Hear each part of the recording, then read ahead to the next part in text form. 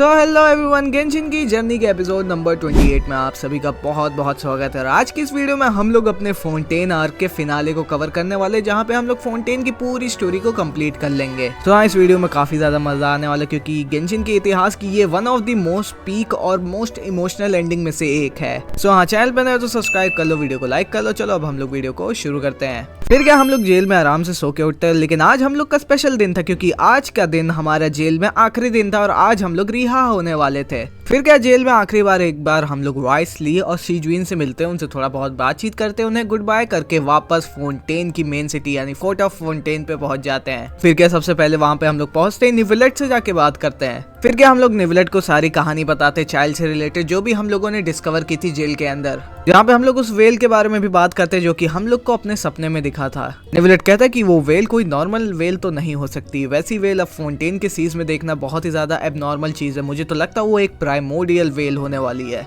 और अगर वो प्राइमोर्डियल वेल थी और उसके पास चाइल्ड था, यानी कि वो लोग इस समय प्राइमोर्डियल सी के अंदर हैं। लेकिन चिंता करने की कोई बात नहीं है, क्योंकि चाइल्ड फोंटेन का नहीं है और प्राइमोर्डियल सी का वाटर उसके ऊपर इफेक्ट नहीं करने वाला और वो पानी में डिसॉल्व नहीं होगा। फिर निवलेट हम लोग को ये भी बताता है कि उसने फोंटेन के अंदर कुछ भूकंप एक्सपीरियंस किया, और इसका मतलब ये है कि जो वाटर लेवल है, वो पोसॉन का जो एरिया है, वहाँ पे वाटर लेवल धीरे धीरे बढ़ गया है काफी ज्यादा। निवलेट ये भी कहता है कि ये जो पानी का ऊपर नीचे इस समय फ्लो हो रहा है, वो काफी ज्यादा बुरी बात है कि इस पानी के अंदर प्राइमोर्डियल सी का वाटर भी है, जो कि फोंटेन के लोगों के लिए काफी ज्यादा हार्मफुल है। और निवलेट जब ये सब चीजें कह ही रहा था, तब हम लोग को याद आया कि पोसॉन में अगर पानी का लेवल बढ़ गया है, तो नाविया का जो हेडक्वार्टर था स्पिना डी रजूला का, वो भी तो वहीं पे है। हम लोग को जाके वहाँ पे एक बार चेक करना चाहिए, कहीं नाविया ठीक है कि नहीं। और फिर क्या, कुछ टाइम के अंदर हम लोग पोसॉन पहुंच जाते हैं, और जैसे ही हम लोग वहाँ पे पहुंचते, वहाँ की हालत बिल्कुल भी अच्छी नहीं थी।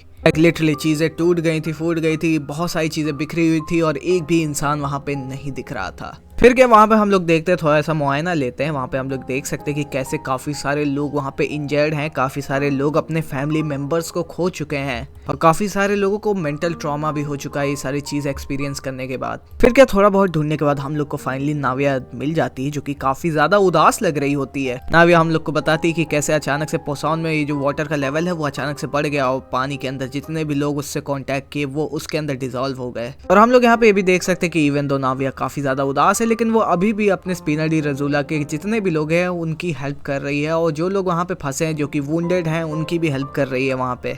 फिर क्या, नाविया हम लोग को पूरा डिटेल में बताती कि यहाँ पे क्या हुआ। अचानक से एक बड़ी सी आवाज सुनाई दी, और जो पानी का लेवल था पोसॉन के अंदर, वो अचानक से बढ़ गया, और जो भी लोग पानी के करीब थे, वो सारे लोग उस पानी के अंदर जाके डिसॉल्व हो गए। और इसमें कोई शक की बात नहीं कि जो पानी का लेवल था, जो राइज हुआ था, वो कोई नॉर्मल पानी नहीं था, उसके अंदर पक्का प्राइमोर्डियल सी वाटर भी मिक्स था, क्योंकि उस पानी का कलर काफी ज्यादा यूनिक था। नाविया हम लोग को ये भी बताती कि कैसे जो लोग पानी के करीब थे वो डिसॉल्व हो गए। जैसे ही जो लोगों ने ये सारी सिचुएशन देखी, वो लोग भागने की कोशिश की, जिसमें काफी सारे लोग इंजर्ड हो गए, काफी सारे लोग ऊंचाई से गिर गए, जिनसे उनकी वहीं पे डेथ भी हो गई, और काफी सारे लोगों का घर भी उजड़ गया। फिर क्या, नाविया हम लोग से कहती कि क्या हम लोग नाविया के पापा के ग्रेव के पास आ सकते हैं कुछ सेकंड के लिए। फिर क्या, हम लोग वहाँ पे चल देते। नाविया अपने पापा से बात करती है उनकी ग्रेव से, और वहाँ पे रोने लगती है। वो कहती कि इतना सब कुछ कांड हो गया, मैं कुछ नहीं बचा पाई। मेरे जो दोनों बॉडीगार्ड्स थे, मिलस और सिल्वर, वो दोनों भी गायब हो गए इसी चीज़ में। जिन लोगों की मैं परवाह करती थी, उनको भी मैं नहीं बचा पाई, और उन लोग को ऐसे वो लोग मेरे आंखों के सामने गायब हो गए कि मैं उन लोगों का फ्यूनरल भी नहीं कर सकती हूँ। तुम यहाँ पे देख ही सकते हो कि कैसे नाविया एक इमोशनल ब्रेकडाउन से सफ़र कर रही, क्योंकि जितने भी लोगों को वो केयर करती थी, वो सारे लोग उसकी आंखों के सामने से गायब हो गए। पोसॉन, जो कि उसका होम ग्राउंड था, जहाँ पे उसका पूरा हेडक्वार्टर था, जहाँ पे उसके लोग रहते थे, वहाँ से भी काफ़ी सारे लोग उसके चाहने वाले गायब हो गए। लाइक लिटरली पूरी एक तरह की, तुम मान सकते हैं, काफ़ी ज़्यादा मेंटल ब्रेकडाउन नाविया यहाँ पे सफ़र कर रही है। दीज आर द पीपल जो कि अब जा चुके हैं और कभी भी वापस नहीं आने वाले चाह के भी। और नाविया के जो दोनों बॉडीगार्ड्स थे, मिलस और सिल्वर, जो कि उसके एक तरह से फादर फिगर और ब्रदर फिगर थे, वो भी उसकी लाइफ से अब जा चुके हैं, बिल्कुल उसकी फादर की तरह। फिर क्या, हम लोग वहाँ पे नाविया से बात कर ही रहे होते, लेकिन तभी वहाँ पे द फोर्थ फटुई हार्बिंजर आर्लेकिनो आ जाती है। हम लोग पूछते हैं कि आखिर में आप यहाँ पे क्या कर रही हैं। नाविया आर्लेकिनो से पूछती कि आपके साइड पे सब कुछ सही चल रहा है। आर्लेकिनो कहती कि हाँ, जैसे कि तुमने मुझसे कहा था, मैं सारी चीजें वैसे ही कर रही हूँ। पोसॉन के अंदर जितने भी लोग थे, उनको मैंने सेफली बाहर निकाल लिया, और मैं उनको हायर ग्राउंड्स के ऊपर रख रही हूँ, ताकि ये वाली कैटास्ट्रॉफी फिर से उनके साथ ना हो सके। और सप्लाईज की चिंता करने की तुम्हें कोई बात नहीं है, हम लोग सारी चीजें की जिम्मेदारी ले रहे हैं। नाविया आर्लेकिनो को थैंक्स करती, क्योंकि आर्लेकिनो ने काफी ज्यादा हेल्प की है नाविया की यहाँ पे उसके लोगों को बचाने में। फिर नाविया हम लोग को बताती कि कैसे कुछ दिनों पहले वो नेव यानी आर्लिकीनो से मिली थी। फिर उन लोगों की एक साथ कोलैबोरेशन हुई जहाँ पे आर्लिकीनो यानी द नेव और द फटुई ने काफी ज्यादा हेल्प की नाविया की और उनके लोगों की बचाने में उनको। जहाँ पे नाविया के लोगों के सप्लाईज खत्म हो गए थे वहाँ पे आर्लिकीनो ने हेल्प की। जहाँ पे नाविया के लोगों की जान बचने के लाले पड़ गए थे वहाँ पे भी आर्लिकीनो ने हेल्प की। जहाँ पे नाविया के लोगों को घर मिलने में दिक्कत हो रहा था वहाँ पे भी आर्लिकीनो ने सबकी हेल्प की है। आर्लिकीनो कहती कि मैंने तो इस ट्रैवलर को पहले भी बताया था कि मुझे प्रोफेसी के बारे में पता है और मुझे पता है कि फुरीना कुछ नहीं करने वाली इस चीज़ के बारे में, तो मैं खुद ही सारी चीज़ों को अपने हाथ में ले रही हूँ और ज़्यादा से ज़्यादा लोगों को बचाने की कोशिश कर रही हूँ और कोई भी डिजास्टर हम लोग के ऊपर ना फॉल कर पाए। जहाँ पे आर्लिकीनो ये भी कहती है कि मिलिस और सिल्वर के साथ जो हुआ उसके लिए मैं काफ़ी ज़्यादा दुखी हूँ और मैं चाहती कि काश मैं थोड़ा और पहले आ जाती और इन लोग को बचा लेती। जहाँ पे नावे ये भी कहते कि इसमें आपकी कोई गलती नहीं है, मिलिस और सिल्वर ऐसे ही अपनी जान नहीं गंवाए, उन्होंने काफ़ी सारे लोगों को बचाया तब जाके वो शहीद हो गए लाइक अ हीरो। आर्लिकीनो कहती ट्रैवलर मैंने तुमसे कहा था ना कि क्या एक दिन आएगा जहाँ पे हम दोनों को साथ में काम करना पड़ेगा, तो मेरे ख्याल से वो दिन आ चुका है। आर्लिकीनो कहती कि मेरे पास एक खुफिया जानकारी जो कि मैं तुम्हें बताना चाहती हूँ। एक इन्वेस्टिगेशन के दौरान एक बच्चा था जिसने हमारे हाउस ऑफ द हार्ट का जिसने कुछ रियोन्स यानी कि कुछ खंडहर खोजे हैं, इसके अंदर काफी ज्यादा इंपॉर्टेंट इन्फॉर्मेशन हम लोग को पता चली है रिगार्डिंग टू द प्रोफेसी। मैं चाहती हूँ कि तुम जाओ उन खंडहरों को इन्वेस्टिगेट करो और जो भी इन्फॉर्मेशन तुम्हें पता चले प्लीज मुझे ला के बताना। फिर क्या आर्लिकीनो के कहने पे हम लोग उस खंडहरों को इन्वेस्टिगेट करने वहाँ पे ले जाते हैं और हम लोग के अंदर भी ये चीज तो रहता है कि आखिर में ऐसा यहाँ पे क्या है कि आर्लिकीनो ने हम लोग को यहाँ पे भेजा है। और हाँ, इस चीज के अंदर नाविया भी हम लोग के साथ है ताकि वो भी हम लोग को हेल्प कर सके इन चीज को इन्वेस्टिगेट करने में। फिर क्या हम लोग इन खंडहरों के अंदर थोड़ा बहुत इधर उधर टहलते हैं, चीजों को देखते हैं, उनको इन्वेस्टिगेट करते हैं। हम लोग को यहाँ पे थोड़े बहुत मॉन्स्टर्स भी देखने को मिलते हैं जिनसे हम लोग की लड़ाई भी होती है, हम लोग इन्हें हरा भी देते हैं और इधर उधर आगे चलते ही रहते हैं जब तक हम लोग को कुछ यूजफुल नहीं मिल जाता। और जब हम लोग इस चीज को इन्वेस्टिगेट कर ही रहे होते तो हम लोग वहाँ पे देखते हैं कि कैसे इस खंडहर के अंदर पानी का लेवल काफी ज्यादा हाई है और ये कोई नॉर्मल वाटर नहीं, ये एक प्राइमोरियल सी वाटर है। यानी कि हाँ, अगर इस पानी को कोई फाउंटेनियन इंसान छुएगा तो वो इसको छू के डिसॉल्व हो सकता है।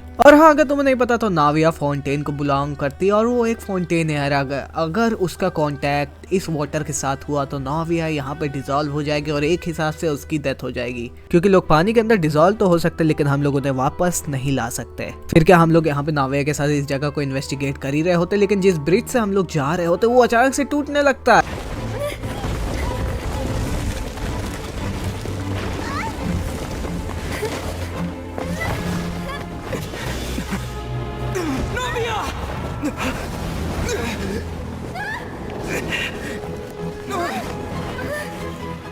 फिर क्या जैसे ही हम लोग उठते हैं हम लोग को नाविया का पीओवी देखने को मिलता है जहाँ पे नाविया अपने दोनों बॉडीगार्ड सिल्वर और मिलिस से मिलती है। ऐसा लगता है कि नाविया एक ऐसी जगह पे पहुंच चुकी है जहाँ पे वो लाइफ और डेथ के बिल्कुल बीच में फंसी हुई है और इसी वजह से जो लोग प्राइमोरियल सी वाटर की वजह से उसके अंदर डिसॉल्व हो गए थे यानी कि जिनकी डेथ हो गई थी, नाविया उन्हें देख पा रही थी, उन्हें बात कर पा रही थी। नाविया जब उस जगह के अंदर फंसी हुई थी उसको ऐसा लग रहा था कि कहीं मैं किसी सपने के अंदर तो नहीं फंस गई हूँ, कहीं जिस दुनिया में मैं थी वो सपना है और अभी मैं उठी हूँ और ये हकीकत दुनिया, लेकिन यहाँ पे इतना सब कुछ डार्क क्यों है चीजें। लाइक लिटरली नाविया उन सारे लोगों से बात कर रही होती जो कि एक्चुअली में पोसौन वाले इंसिडेंट के अंदर मर चुके हैं।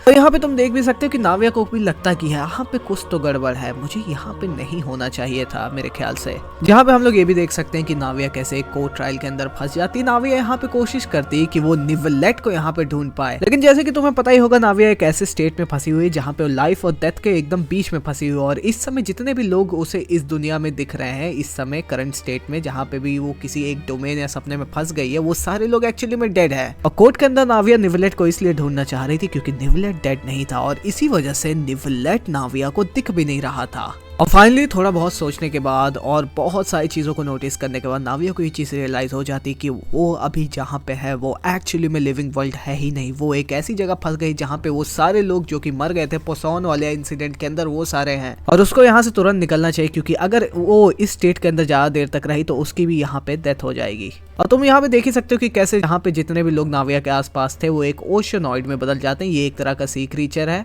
और ये सारे ओशनॉइड नाविया को यहाँ से जाने नहीं देना चाह रहे थे, लेकिन सडनली वहाँ पे निवलेट आ जाता है। निवलेट कहता है कि यहाँ से जल्दी चलो नाविया, तुम्हारे पास अभी भी टाइम है, लेकिन अगर तुम यहाँ पे रही तो यहीं पे हमेशा के लिए फंसी रह जाओगी। नाविया अपने दोनों बॉडीगार्ड्स को एक बार फाइनली एक फाइनल गुड बाय देती है। निवलेट कहता है जल्दी यहाँ से जल्दी चलो या और फाइनली नाविया रियल वर्ल्ड के अंदर फिर से उठती, जहाँ पे ट्रैवलर पूछता क्या तुम सही हो। यहाँ पे निवलेट भी वही सेम सवाल पूछता नाविया से। फिर क्या जब नाविया उठती है तो निवलेट उसको पूरा सिचुएशन का एक ब्रीफ देता है कि कैसे जब नाविया उस पुल के टूटने के बाद गिर रहे थे तो तभी निवलेट वहां पे आया था और उसे वहां पे बचा लिया था। लेकिन मुद्दे की बात तो यह है कि निवलेट ने भी 2 ओशनॉइड्स देखे थे। हाँ, वही पानी के क्रीचर्स जो कि नाविया के सपने के अंदर हम लोग देख पा रहे थे।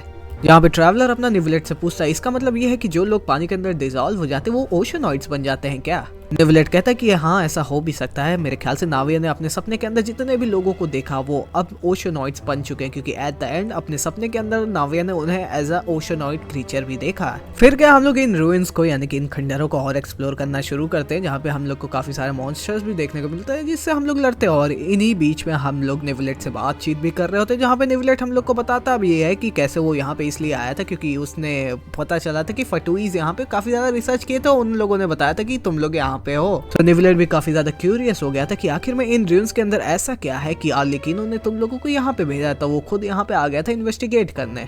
जैसे ही वो यहाँ पे आया उसने देखा कि कैसे नाविया यहाँ पे गिरने ही वाली थी प्राइमोर्डियल सी वाटर के अंदर, और उसने नाविया को बचा लिया। और तुम यहाँ पे देख ही सकते हो कि क्या क्या चीजें इस खंडर के अंदर हो रही। लाइक लिटरली हम लोग एक टावर को चलने की कोशिश कर रहे हैं जहाँ पे रास्ता हमारे पीछे टूटता ही जाता है, और जैसे ही हम लोग किसी फ्लोर के ऊपर पहुंचते हैं वहाँ पे हम लोग को और भी ज्यादा मॉन्स्टर्स देखने को मिलते हैं। और ये सिनेरियो कुछ देर तक कंटिन्यू होता है। फाइनली हम लोग फिर एक ऐसी जगह पहुंचते हैं जहाँ पे फाइनली हम लोगों को कुछ ऐसी चीजें देखने को मिलती है जो काफी ज्यादा रिजेंबल करती है प्रोफेसी से। एक वॉल होती है जहाँ पे कुछ तरह की ड्राइंग्स होती है जो कि काफी ज्यादा रिजेंबल कर रही होती है फोंटेन की इन फेमस प्रोफेसी से। और यहाँ पे हम लोग ये चीज भी नोटिस करते हैं कि यहाँ इन पेंटिंग्स के अंदर 4 पेंटिंग्स होनी चाहिए थी, लेकिन जो पहली पेंटिंग थी वो एक्चुअली में मिसिंग थी यहाँ से।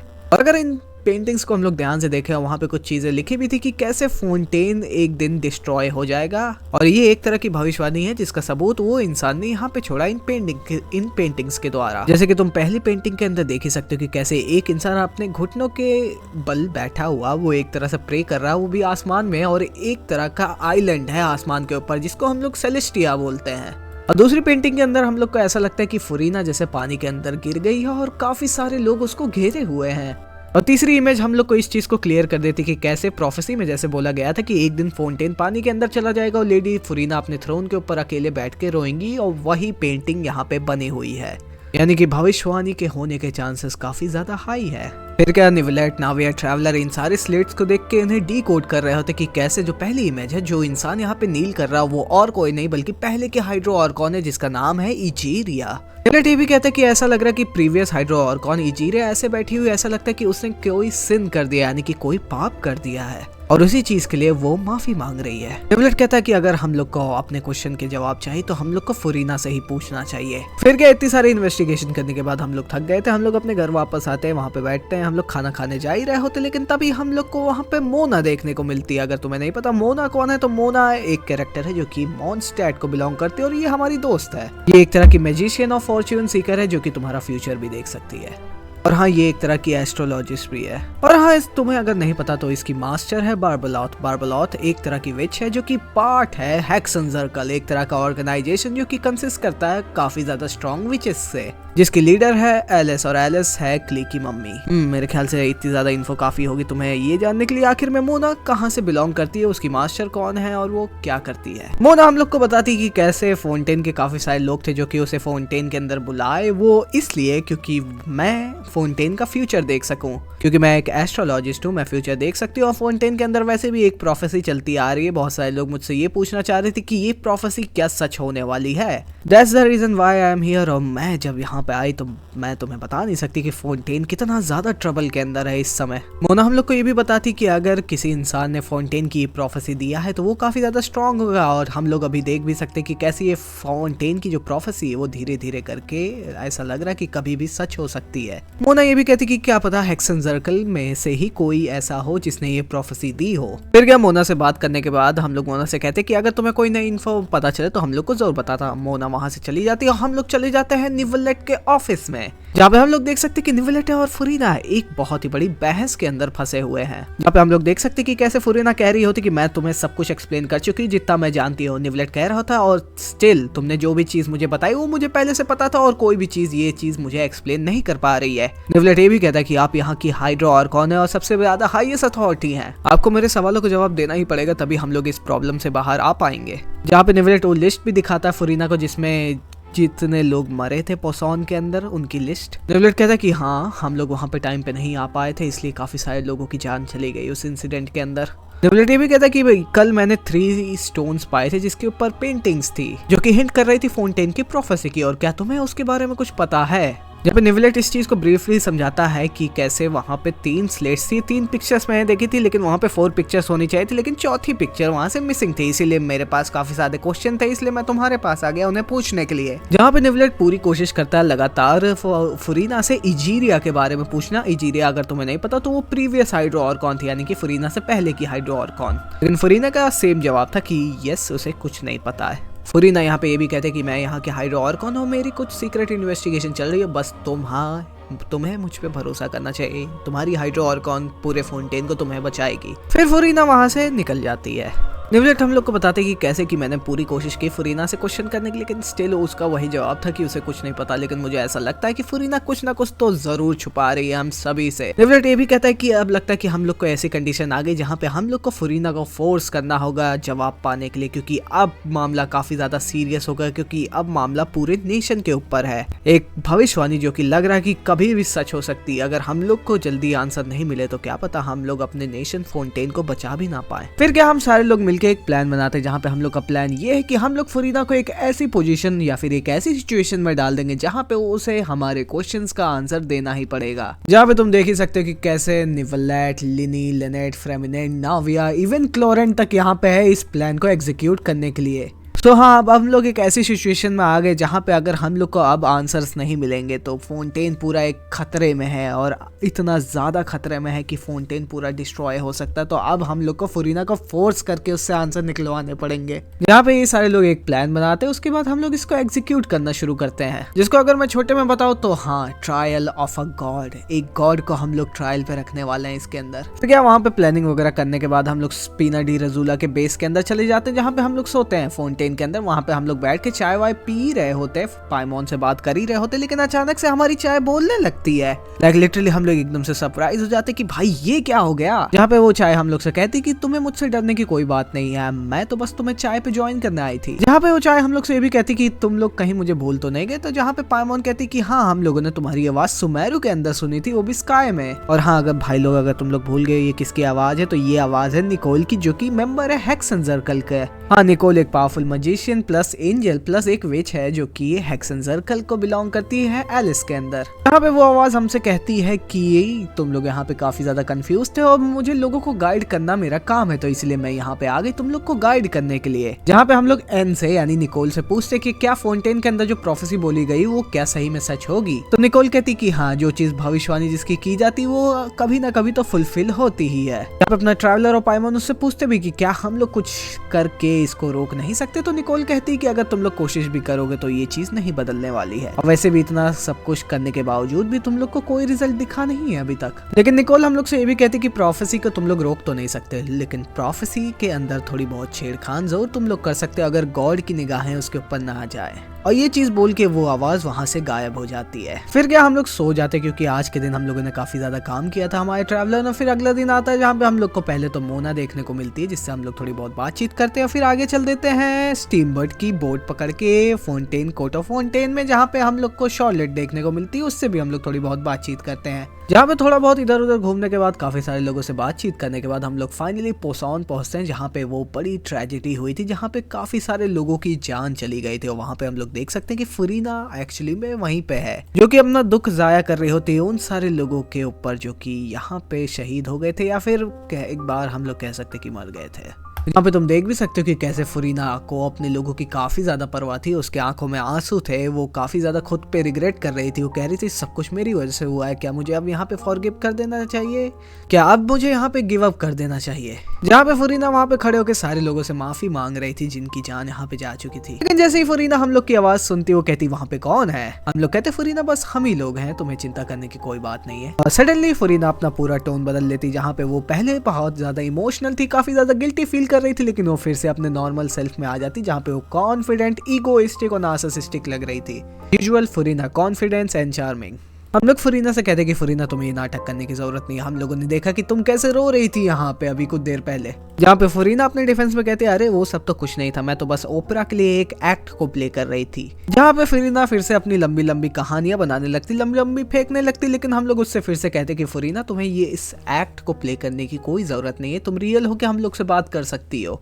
यहाँ पे सडनली कुछ सारे लोग आ जाते जो कि फरीना को देख के कहते कि वो देखो वो रही फरीना, चलो उसको पकड़ते हैं हम सब लोग मिलके। अपने ख्याल से ये लोग फरीना को इसलिए पकड़ना चाहते थे क्योंकि वो लोग उससे काफी ज्यादा नाराज थे। फरीना वहां से भागती, हम लोग भी उसके साथ पीछे पीछे उसके साथ चलते हैं, उसको एक सेफ जगह में ले जाने के लिए चलते हैं। और हाँ, अगर तुम लोग भूल गए हो तो ये सारी चीजें हम लोगों का एक प्लान है फरीना को अपने ट्रैप में बंधाने का और उससे जवाब लेने का। जहाँ पे हम लोग फाइनली फरीना को एक छोटी सी कैरावैन के अंदर छुपा देते हैं और फाइनली हम लोग फिर से उससे क्वेश्चन पूछना शुरू करते हैं। हम लोग उसका ट्रस्ट जीतने की कोशिश करते हैं। जहाँ पे थोड़ी बहुत बातचीत करने के बाद फरीना काफी ज्यादा नॉर्मल हो जाती है। ऐसा लगता है कि अब वो अपने ट्रू सेल्फ से बात कर रही है, वो यहाँ पे कोई नाटक नहीं प्ले कर रही है। जहाँ पे फरीना कहती कि हाँ तुम बिल्कुल सही सुन रहे हो, मैं इस प्रोफेसी के ऊपर 100 of years से काम कर रही हूँ इसको टालने के लिए, लेकिन मैंने सारी तरकीब को आजमा के देख लिया है, लेकिन स्टिल इसमें कोई भी इम्प्रूवमेंट नहीं है और ऐसा लग रहा है कि अब फाइनली सच होके रहेगी प्रोफेसी।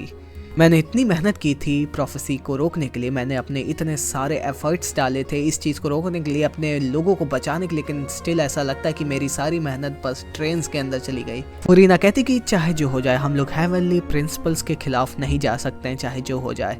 यहाँ पे फरीना से थोड़ी बहुत बातचीत करने के बाद ऐसा लग रहा था कि फरीना हम लोग को कुछ इम्पोर्टेंट बताने ही वाली थी, लेकिन फिर ये होता है हमारे साथ।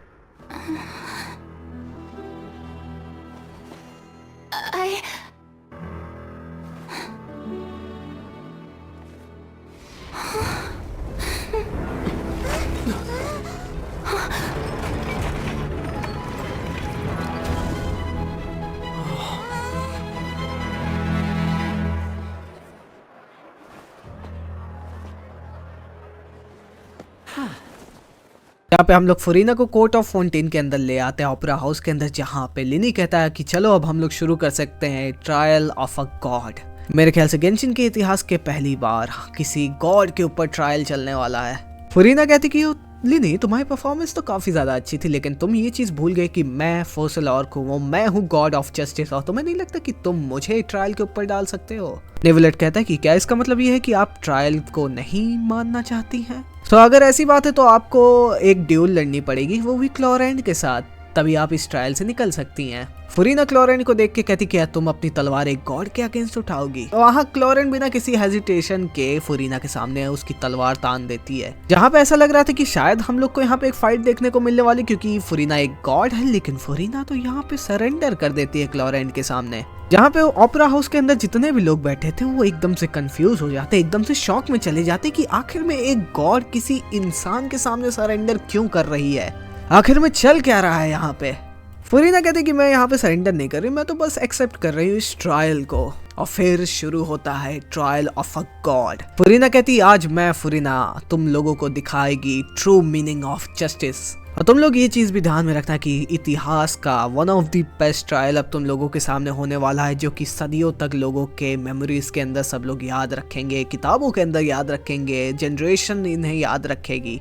और ये चीज सुन के अचानक से जनता एकदम से खुश हो जाती है। लाइक लिटरली फरीना ने इस सिचुएशन को इतने ज्यादा अच्छे से हैंडल किया है। Like wow, such a great performer she is. Furina Neuvillette से पूछती कि आखिर में इस ट्रायल में मेरा अपोनेंट कौन है, तो ट्रैवलर अपना सामने आ जाता है। फरीना कहती अच्छा तो ऐसी बात है, तो आखिर में मेरे गुनाह क्या है इस ट्रायल के अंदर, तुम मुझे किस बात पे इस ट्रायल के अंदर ला रहे हो? जहाँ पे अपना ट्रैवलर कहता है कि मेरा एक्यूजेशन तुम्हारे ऊपर ये है कि तुम कोई गॉड हो ही नहीं, बल्कि तुम एक फ्रॉड हो जो कि बस और कौन बनने का नाटक करती आई है इतने सारे सालों से। जहाँ पे ये स्टेटमेंट सुन के फिर से जनता बौरा जाती कि क्या, किसने क्या बोला, लेडी फरीना एक फ्रॉड है?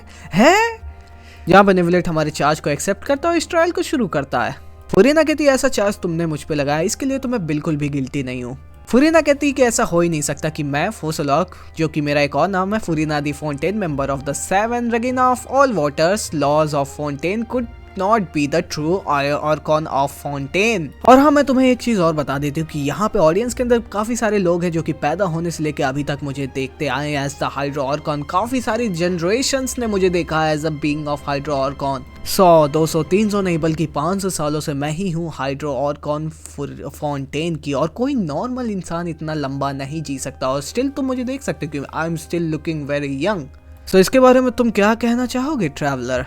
क्या तुम सही में मेरे ऊपर ये एक्यूजेशन लगाना चाहते हो कि मैं एक और कौन नहीं हूँ? जहाँ पे अपना ट्रैवलर लिटरली काफी देर तक सोचता है। उसकी जो डायरी थी जिसके अंदर वो सारे इंपॉर्टेंट नोट्स उसने लिख के रखे थे, उसके अंदर वो थोड़ा बहुत देखता है, जिससे उसको आखिर में इस डिसीजन पे आता है कि जहाँ पे अपना ट्रैवलर ये बोलता है कि तुम 500 सालों से भी ज्यादा इसलिए जिंदा हो क्योंकि तुम्हारे ऊपर एक कर्स लगा है, यानी कि एक श्राप जिसकी वजह से तुम मर ही नहीं सकती हो। फरीना कहती कि आखिर में तुम्हें ये चीज कौन बताया? द नेव? तुम एक हार्बिंजर की बात मेरे अगेंस्ट यूज करोगे? जहाँ भी ये स्टेटमेंट सुनने के बाद अपना जो निवलेट होता है वो कहता है कि एक कर्स। अब तुम ये चीज कह ही रहे तो जब भी मैं फरीना के पास रहता हूँ मुझे भी ऐसा फील होता है कि फरीना के ऊपर एक तरह का कर्स है, ना कि एक और कौन की ऑरा है। जहाँ पे हम लोग ये भी कहते हैं कि फरीना कोई गॉड नहीं, कोई और कौन नहीं, बल्कि वो एक आम इंसान है जिसके ऊपर एक तरह का कर्स है, एक तरह का श्राप है जिसकी वजह से वो मर नहीं सकती है। जैसे कि खानरिया के लोगों के ऊपर कर्स लगा था जिसकी वजह से वो लोग कभी मर नहीं सकते हैं, कर्स ऑफ इमॉर्टैलिटी। कुछ उसी से रिलेटेड तरह का कर्स फरीना के ऊपर भी लगा है, जहाँ पे तुम देख सकते हो कि जितने भी जनता बैठी थी ओपेरा हाउस के अंदर वो एकदम से शॉक में चली जाती कि क्या इतने सालों से हम लोग जिस और कौन को वर्शिप कर रहे थे, इतने सालों से जिस और कौन के हम लोग लुकअप कर रहे थे, वो एक्चुअली में एक नॉर्मल इंसान थी। फरीना कहती तुम्हें अभी इतनी जल्दी सेलिब्रेट करने की जरूरत नहीं है। इवन दो अगर मेरे पास एक कर्स है तो तुम मुझे ये भी नहीं डिसाइड कर सकते हो कि मैं बस एक नॉर्मल इंसान हूँ। और वैसे भी तुम्हें पता ही होगा गॉड्स और ह्यूमन के बीच में बस एक चीज का डिफरेंस है, वो है अथॉरिटी। गॉड्स वो सारी चीजें कर सकते हैं जो कि ह्यूमंस नहीं कर सकते। और सदियों से 100 सालों 500 सालों से मेरी अथॉरिटी फोंटेन के ऊपर रूल करती हुई आ रही है। Even the ऑरेट्रीज mechanic d'Analyse cardinal भी मैंने बनाया है, और जो एनर्जी फ्लो करती है इस ओपेरा हाउस के अंदर एंडेमियन जो कि फोंटेन को सोर्स करती, वो भी मैंने बनाया है। जहाँ पे अपना ट्रैवलर कहता है कि अगर तुम्हें ऑरेट्रीज के बारे में सब कुछ पता है, अगर तुम्ही ने उसे बताया है, तो जब ऑरेट्रीज ने चाइल्ड को गिल्टी कर दिया था तो तुम इतना ज्यादा कंफ्यूज क्यों थी? तुमने तो ऑरेट्रीज को बनाया है ना, तुम्हें तो इसके वर्किंग के बारे में सब कुछ पता होगा। जहाँ पे फरीना कहती है गॉड्स और ह्यूमंस के बीच में डिसीजन मेकिंग की एबिलिटी काफी ज्यादा डिफरेंट है, और मैं कोई अगर डिसीजन मेक करती हूँ तो वो तुम लोग को वैसे भी नहीं समझ में आएगा क्योंकि मैं एक गॉड हूँ और तुम लोग बस एक ह्यूमन। जहाँ पे निवलेट बीच में आता है वो कहता है कि लेडी फरीना आप फालतू की बातें ना करिए, अगर आपको नहीं पता तो मैं आपको वापस से याद दिला देता हूँ कि अभी आप एक ट्रायल के बीच में, अगर आप ये ट्रायल हारती हैं तो आपको पता ही होगा कि क्या अंजाम होगा आपका। जहाँ पे अपना पाइमॉन और ट्रैवलर दोनों लोग क्वेश्चन के ऊपर क्वेश्चन फरीना के ऊपर दागते चले जाते हैं, जहाँ पे फरीना भी अपनी पूरी कोशिश करती खुद को डिफेंड करने की, खुद को ये प्रूव करने की वही में असली और कौन है, वो एक गॉड है ना कि एक ह्यूमन है। जब हम लोग फरीना से कहते हैं कि अगर आप एक और कौन है तो आप अपनी पावर्स दिखाइए ना, हमें अपनी और कौन की वो माइटी पावर दिखाए। जहाँ पे फरीना कहती है यहाँ पे इतने सारे मासूम लोग हैं, अगर मैं अपनी पावर दिखाऊंगी तो उन लोग को चोट लग जाएगी। जहाँ पे निवलेट कहता है कि उसकी चिंता करने की तुम्हें कोई बात नहीं है, मैं इन सारे लोगों के ऊपर अपनी एक प्रोटेक्शन की लेयर डाल दूंगा। जहाँ पे फरीना फिर से हचकर आने लगती है, वो अपनी पावर शो करने के लिए काफी ज्यादा पीछे जाती है। वो कहती है कि तुम लोग को इतना बुरा हद तक नहीं जाना चाहिए था। यहाँ पे फरीना इस एक्सक्यूज के सामने आती है कि मैंने अपनी पूरी पावर को एंडेमियम में कन्वर्ट कर दी है, जो कि अब फोंटेन को सप्लाई होती है। फोंटेन के लोग उसे डेली यूज करते हैं अपने डे टू डे लाइफ के अंदर। जहाँ पे जैसे जैसे करके ये ट्रायल आगे बढ़ता ही रहता है, हम लोग का पलड़ा फरीना के ऊपर भारी होता है। ऐसा लगता है कि फरीना अभी ट्रायल हार रही है, जनता भी उसके ऊपर इंटरेस्ट नहीं कर रही थी। फरीना ऐसा लग रहा था कि जनता का भी अपने ट्रस्ट हार सी गई है, वो लोग भी अब बिलीव कर नहीं रहे थे कि फरीना क्या गॉड है भी। जहाँ पे नाविया बीच में आती जो कि कहती है अगर तुम एक गॉड हो तो तुम्हें इस चीज को प्रूव करना होगा। जैसे कि तुम्हें पता होगा कि फोंटेनियन जो होते हैं वो एक्चुअली में प्राइमोर्डियल सी के वाटर के अंदर डिसॉल्व हो जाते हैं। तो चलो हम लोग एक चीज का टेस्ट करते हैं। अगर तुम एक गॉड होगी तो तुम उस वाटर से नहीं डिसॉल्व होगी, लेकिन अगर तुम एक नॉर्मल इंसान होगी तो तुम भी प्राइमोर्डियल सी के वाटर के अंदर डिसॉल्व हो जाओगी। जहाँ पे हम लोग फरीना को प्राइमोर्डियल सी वाटर के सामने खड़ा करते हैं, जो कि एक काफी ज्यादा रिस्की मूव है। लाइक लिटरली अगर फरीना एक नॉर्मल इंसान है तो वो डिसॉल्व हो जाएगी, यानी कि वहां पे उसकी तुरंत एग्जैक्ट डेथ हो जाएगी। हम लोग ये भी कहते हैं लेकिन अगर फरीना अगर तुम ये नहीं करना चाहती तो ना करो। लेकिन फुरीना अपनी जनता के सामने खुद को साबित करने के लिए, उनका ट्रस्ट जीतने के लिए प्राइमोर्डियल सी वाटर के अंदर अपना हाथ डाल देती है। यहाँ पे सब लोग शॉक हो जाते हैं, लेकिन फुरीना को कुछ नहीं होता है। जहाँ पे फुरीना कहती है कि जैसे कि तुम लोग देख सकते हो मेरी प्यारी जनता, मैं डिसॉल्व नहीं हुई इस पानी के अंदर, यानी कि मैं ही हूँ तुम्हारी और कौन, तुम्हारी गॉड। जहाँ पे सिजुइन फिर आती है स्टेज पे, फुरीना के ऊपर एक टेस्ट करती है और फिर सबको बताती है कि फुरीना के ऊपर प्राइमोर्डियल सी वाटर का इफेक्ट तो हुआ है, जैसे कि नॉर्मल लोगों के ऊपर होते हैं जो कि फोंटेनियन नहीं होते हैं। जहाँ पे नाविया कहती है असल में लेडी फुरीना, जिस पानी के अंदर आपने हाथ डाला वो प्राइमोर्डियल सी वाटर था, लेकिन उसके अंदर वो नॉर्मल पानी भी मिक्स था, यानी कि वो नॉर्मल पानी था लेकिन उसके अंदर हम लोगों ने थोड़ा सा कंसंट्रेशन प्राइमोर्डियल सी वाटर का डाला था, क्योंकि हम लोग को पता था कि अगर आप गलती से भी उस पानी को छुएंगी तो क्या पता आप उसके अंदर डिसॉल्व हो जाए, और हम लोग इतना बड़ा रिस्क नहीं उठाना चाह रहे थे। जहाँ पे जनता भी फुरीना को एक कोल्ड नजर से देख रही होती है, ऐसे नजर से देख रही होती कि फुरीना के अंदर उनका जितना भी फेट था वो सब कुछ अब गायब हो चुका है। वहाँ पे वेरएस फुरीना अभी भी कोशिश कर रही होती थी जनता का अपने ट्रस्ट वापस जीतने का, उन्हें ये बिलीव कराने का कि वही उनकी और कौन है, वही उनकी गॉड है, लेकिन स्टिल जनता अब इस चीज को मानने के लिए तैयार बिल्कुल भी नहीं थी। यहाँ पे at this point of time Furina अब यहाँ पे टूट जाती है। शी इज ऑलरेडी ब्रोकन, वो रोने लगती है, वो अपनी पूरी कोशिश करती है खुद को प्रूव करने के लिए, लेकिन कोई भी अब उसको सुनने के लिए बिल्कुल भी तैयार नहीं था। निवलेट कहता है कि चलो अब इस ट्रायल को हुए अच्छा खासा टाइम हो गया, मेरे ख्याल से हम लोग के पास फाइनल आंसर भी है, तो चलो अब इसके ऊपर एक फाइनल जजमेंट हम लोग देते हैं। यहाँ पे तुम लोग फुरीना को भी देख सकते हो कि कैसे वो एकदम से टूट चुकी है, लाइफ से एकदम हार मान चुकी है और अपने थ्रोन पे बैठ जाती है वो।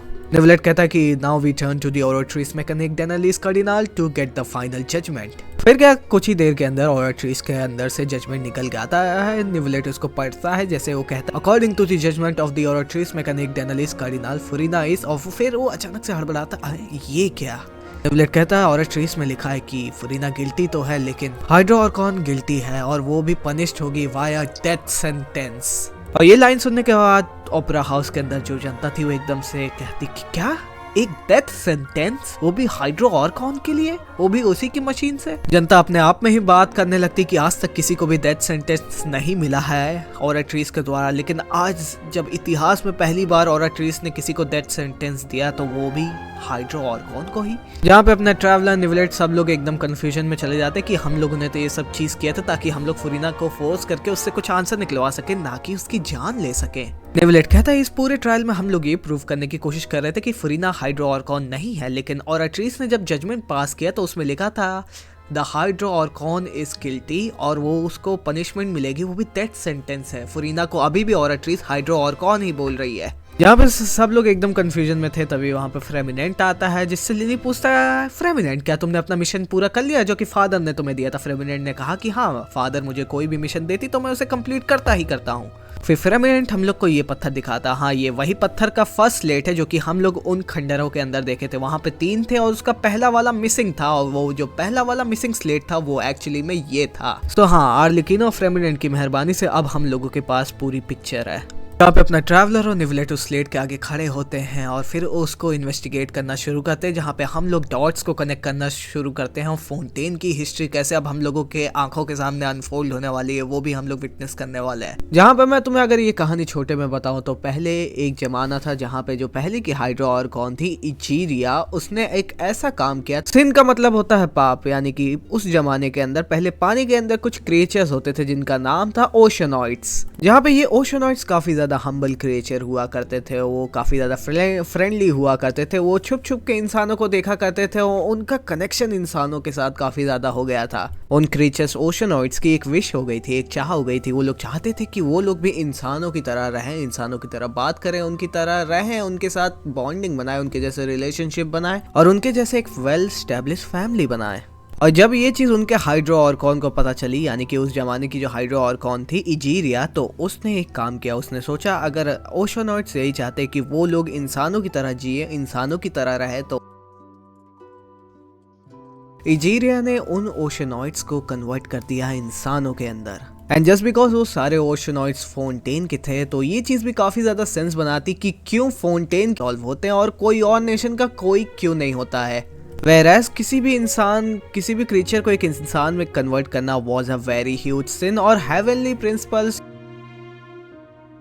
जहाँ पे ये कहा गया कि अब तुमने ये पाप कर दिया, लेकिन इस पाप की वजह से अब तुम्हें एक बहुत ही बड़ी वैल्यू भी भुगतनी पड़ेगी। और वो कर्ज यही था कि एक दिन फाउंटेन के अंदर एक ऐसी कैलामिटी आएगी कि जितने भी लोग फाउंटेन के अंदर हैं वो पानी के अंदर डिसॉल्व हो जाएंगे और जो हाइड्रो ऑर्कॉन होगी वो अपने थ्रोन पे बैठ के रोएगी। हाँ, ये चीज ये क्लियरफाई कर देती कि जो फाउंटेन के अंदर जितने भी लोग थे वो कभी इंसान एक्चुअली में थे ही नहीं, उन्हें कन्वर्ट किया गया है इंसानों के अंदर। वो लोग पहले एक दूसरे क्रीचर थे जिनका नाम ओशनॉइड्स था, एंड दैट्स व्हाई फाउंटेन के ऊपर ये प्रोफेसी होने वाली है। एंड दैट्स व्हाई बस फाउंटेन के लोग ही प्राइमोर्डियल सी के वाटर के अंदर डिसॉल्व होते हैं और किसी और नेशन के नहीं होते हैं।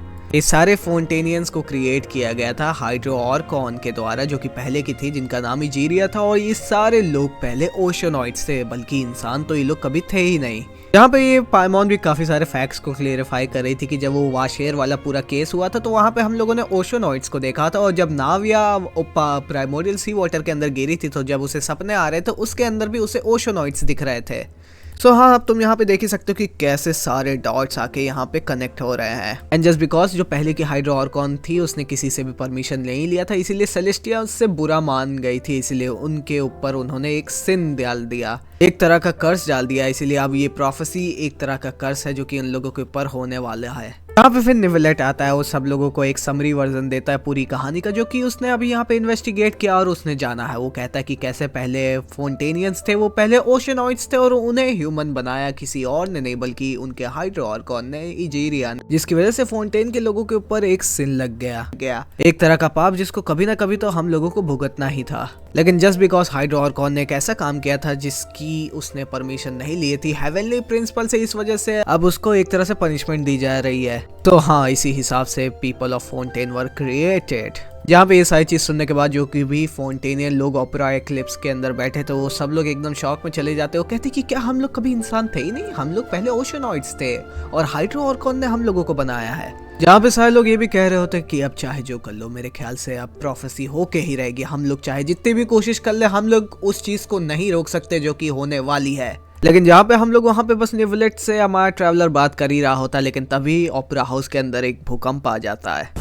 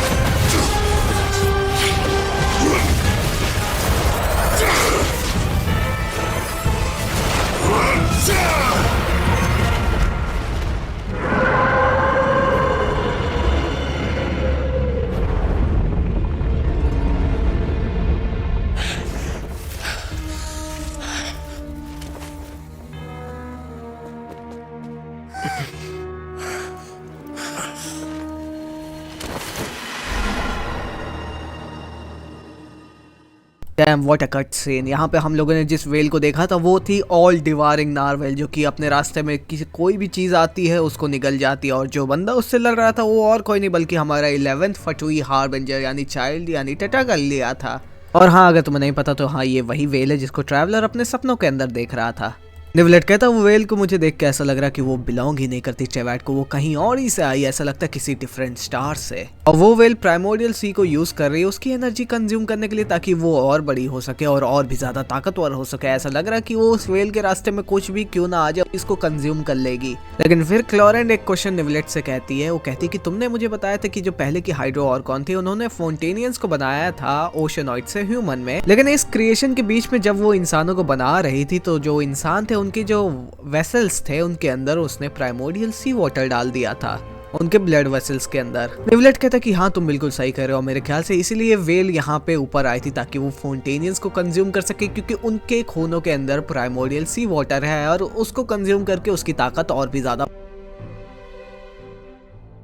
बढ़ जाएगी। मेरे ख्याल से जब उसका पेट प्राइमोर्डियल सी से भर गया था, इसीलिए उसका नेक्स्ट टारगेट थे नॉर्मल फोंटेनियंस, और इसीलिए अभी वो ओपेरा हाउस के अंदर आई थी ताकि वो इन सारे लोगों को खा के अपनी पावर्स को और भी ज्यादा बढ़ा सके। जहाँ पर नेविलेट ये भी कहता है कि लगता है कि वो हार्बिंजर चाइल्ड इस वेल के साथ काफी दिनों से लड़ रहा है, और अगर वो हार्बिंजर हम लोग की हेल्प ना करता तो सारे फोंटेनियंस की जान भी जा सकती थी। नेविलेट ऐसे ये भी कहता है कि अब बहुत देर हो चुकी है, उस वेल ने प्राइमोर्डियल सी वाटर को काफी ज्यादा कंज्यूम कर लिया है और अब प्रोफेसी को होने से और कोई भी नहीं रोक सकता। फिर के अपना ट्रैवलर निकोल की बातों को याद करता है कि कैसे निकोल ने कहा था कि जो चीज प्रोफेसाइड हुई है वो होके रहेगी, यानी कि प्रोफेसी होके रहेगी, लेकिन हम लोग उसे रोक तो नहीं सकते, लेकिन उसको हम लोग। फिर अपना ट्रैवलर इस कंक्लूजन पे आता है कि इवन दो प्रोफेसी अगर होगी भी, लेकिन स्टिल हम लोगों को तो अपने बचा ही सकते हैं ना।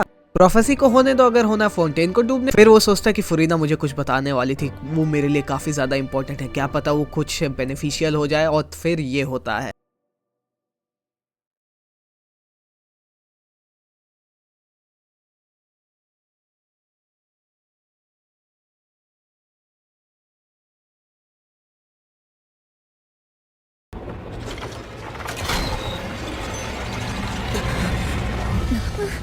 What's happening with the Auratrice?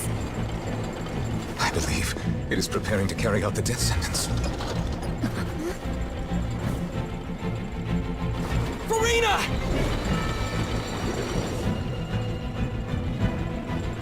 No, I still need answers.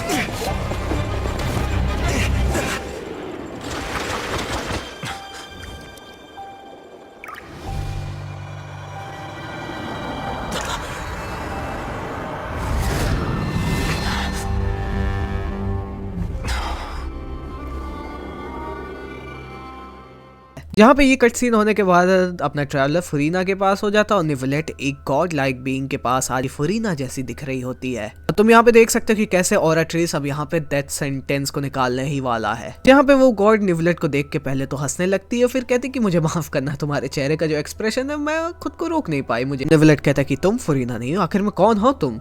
वो गॉड कहती कि मैं वही गॉड हूँ जो कि सबको डिसीव की थी, हाँ मैं ही हूँ the real god, I am Focalors, you know the god. Neuvillette कहता है कि फोसलॉर्क आपने अपने जनता को धोखा क्यों दिया? यहाँ पे फोसलॉर्क कहती कि वो मेरा गोल तो नहीं था, लेकिन मैं इस चीज के अंदर जरूर सक्सेसफुल हो गई कि मैं सबको फूल बना पाई, लेकिन मैं हेवनली प्रिंसिपल्स को फूल नहीं बना पाई। नेविलेट कहता है कि क्या तुमने हेवनली प्रिंसिपल्स को भी धोखा देने की कोशिश की? फोसलॉर्क कहते कि हाँ, ये सारी चीज मैंने उस प्रोफेसी की वजह से की, जहाँ पे सब लोग पानी के अंदर डिसॉल्व हो जाएंगे और फोंटेन के अंदर बाढ़ आ जाएगी। ये चीज कभी ना कभी तो होनी ही थी, क्योंकि हमारी जो पहले की हाइड्रोआर्कॉन थी इजीरिया, उन्होंने कुछ ऐसा काम किया था जिसको कंसीडर किया जाता है sin as per of the heavenly principles. Egeria हमेशा से जानती थी कि प्रोफेसी कभी ना कभी तो सच जरूर होगी, और उसे ये भी पता था कि जो काम उसने किया है उसके बीच में हेवनली प्रिंसिपल्स जरूर आएंगे। सो हाँ, मैं तुम्हें बस यही बताना चाहता कि जिस सिचुएशन के अंदर मैं थी वहां पे मेरे लिए इस चीज को रोकना ऑलमोस्ट इम्पॉसिबल था, इसीलिए मुझे ये सारी चीजें करना पड़ा। मैंने सदियों बिता दिए ओशंस के ऊपर तैरते हुए, लैंड के ऊपर रिसर्च करते हुए, इन्वेस्टिगेट करते हुए 100 साल, 200 साल, 300 साल, लेकिन मुझे कोई भी ढंग का सॉल्यूशन नहीं मिला। लेकिन फिर मुझे बस एक सॉल्यूशन मिला और फिर मैंने उसके ऊपर ही अपना पूरा रिस्क ले लिया। मुझे हेवनली प्रिंसिपल्स को ओवर स्मार्ट करना था, मुझे ऐसा दिखाना था कि प्रोफेसी तो फुलफिल होगी, लेकिन स्टिल कि हाँ, मैंने कोशिश की मैं एक तीर से दो निशाने कर पाऊँ, जहाँ पे प्रोफेसी फुलफिल भी होगी और जहाँ पे हेवनली प्रिंसिपल को ऐसा लगेगा कि हाँ सब कुछ सही चल रहा है, वेयरएज मैं अपने सारे लोगों को बचा भी लूंगी। हाँ, मुझे पता है कि मैं एक जीनियस थी, इसलिए इजीरिया ने मुझे चूज किया था एज द सेकंड हाइड्रोआर्कॉन उसके जाने के बाद। लेकिन हाँ, ये सारी चीज़ें मेरे लिए भी काफ़ी ज़्यादा मुश्किल थी। मुझे उसके सपनों को पूरा करना था, जो चीज़ इजीरिया नहीं कर पाई थी वो मुझे करना था। बीइंग द हाइड्रोआर्कॉन, मैं अपनी जनता को ऐसे ही मरने नहीं दे सकती थी। इवन दो ये जो सिन था, यानी कि ये जो पाप था, वो किया तो इजीरिया ने था, लेकिन उसको क्लियर अब मुझे करना था। फोसलॉर्क हम लोग को ये भी बताती कि कैसे वो भी पहले एक ओशनॉइड थी और इजीरिया ने ही उसे एक इंसान बनाया था। फोसलॉर्क कहती कि हाँ, मुझे हमेशा से एक इंसान बनना था, और मैं तुम्हें सही में बताऊं तो मुझे भी आज भी एक इंसान जैसे जिंदगी जीनी है, ताकि मैं इस ओपेरा को एक्सपीरियंस कर सकूं और सही में पता लगा सकूं कि what we call this living thing.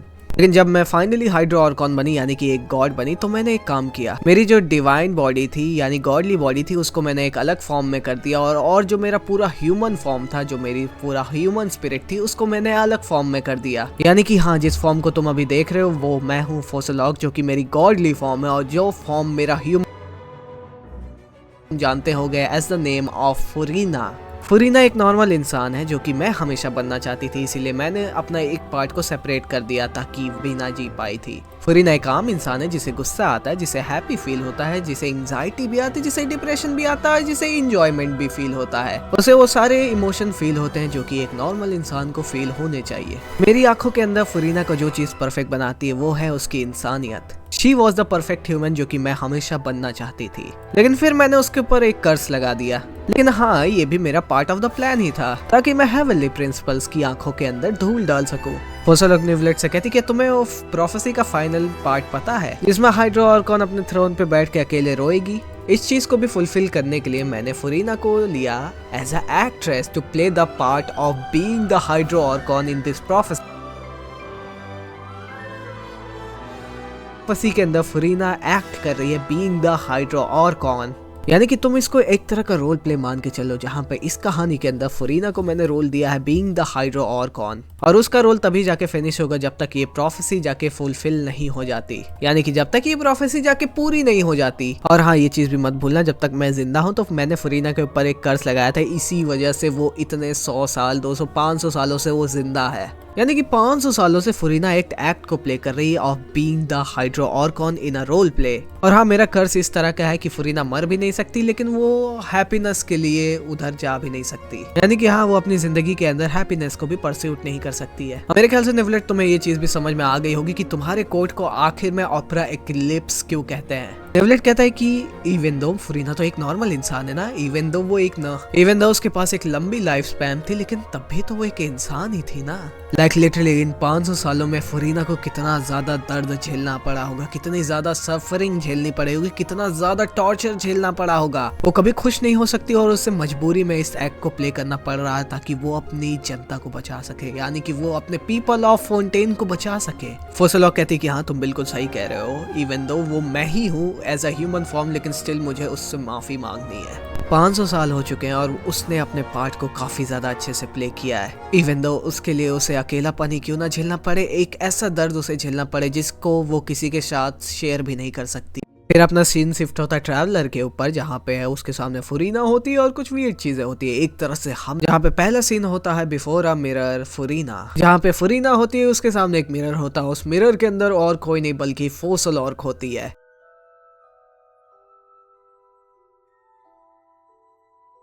जहाँ पे फोसलॉक फुरीना से कहती है कि तुम्हें रोल प्ले करना है वो भी being the hydro archon, so that you can save the people you always love, ताकि तुम फोंटेन के लोगों को बचा सको। यहाँ पे इस चीज को सुनने के बाद फुरीना मान भी जाती कि ठीक है, मैं इस रोल को प्ले करने के लिए बिल्कुल तैयार हूँ, अगर इसमें किसी का भला हो रहा है तो मैं इसको डेफिनेटली प्ले करूंगी, मैं अपने लोगों को पक्का बचाऊंगी। यहाँ पे फिर दूसरा सीन आता है जिसका नाम है असेशन स्पीच फुरीना। यहाँ पे तुम इसको एक ऐसा सीन मान सकते हो कि जहाँ पे फुरीना एक तरह से शपथ ग्रहण कर रही है, जैसे कि हम लोग प्लेज नहीं करते थे स्कूल्स के अंदर, जैसे कि कोई नेता अगर इलेक्शन जीतता है तो वो काफी सारे ओथ करता है, वैसे फुरीना भी यहाँ पे एक तरह से प्लेज और ओथ कर रही है। यहाँ पे तुम कह सकते हो कि ये एक तरह की सेरेमनी है जहाँ पे फुरीना खड़ी है, जहाँ पे वो अपने ओथ को ले रही है as being the hydro archon of the nation of Fontaine. यहाँ पे इस स्पीच के अंदर तुम देख सकते हो कि कैसे फुरीना को काफी ज्यादा स्ट्रगल्स हुए, काफी ज्यादा पेन से भी सफर करना पड़ा और कैसे लोगों का ट्रस्ट जीतना उसके लिए काफी ज्यादा मुश्किल था, लेकिन एट द एंड उसने सब कुछ बिल्कुल परफेक्टली किया। यहाँ पे फिर आता है सीन 3 जिसका नाम है ओपेरा हाउस फुरीना। यहाँ पे फुरीना अपने ऑफिस के अंदर बैठी होती है, जहाँ पे फुरीना किसी से बात कर रही होती है, वो बता रही होती कि कैसे अब ये ट्रायल्स मुझे काफी ज्यादा बोरिंग लगने लगे, मुझे कुछ स्पेशल चाहिए, कुछ एक्साइटिंग चाहिए जो कि मेरे खून को उबाल सके, जो कि मुझे बता सके कि हाँ मैं जिंदा हूँ, मुझे इस वर्ल्ड को हर एक पल को फील करा सके। मेरे ख्याल से अभी वो दिन नहीं, लेकिन एक ना एक दिन ऐसा ट्रायल जरूर आएगा जो कि मुझे काफी ज्यादा अच्छा लगेगा, जो कि सारे ट्रायल्स को एंड कर देगा मेरे लिए। तो यहाँ पे इस सीन के अंदर फुरीना काफी ज्यादा अटेंडेंस को भी अपने फॉलो कर रही है, यानी कि काफी सारे लोग आते हैं ना हाइड्रो ऑर्कॉन से अपनी क्या कहते हैं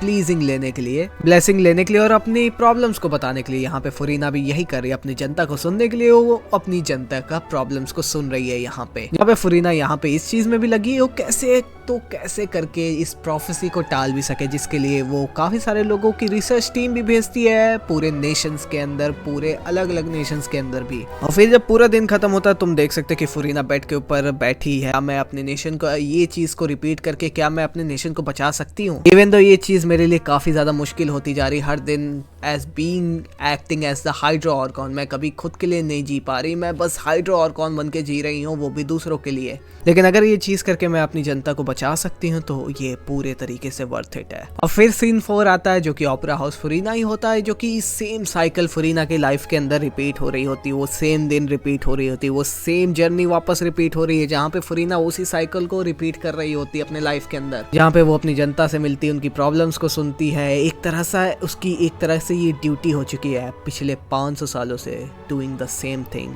living for others not for herself. यहाँ पे इस दिन को भी काटने के बाद फुरीना एक तरह से खुद से सवाल पूछती है, लेकिन फिर सो जाती, फिर से ओपेरा हाउस फुरीना, और वही सेम साइकिल फिर से रिपीट हो रही होती फुरीना की लाइफ के अंदर। और ऐसे ही सीन शिफ्ट होते होते आ जाता है सीन 1,82,375 ओपेरा हाउस फुरीना।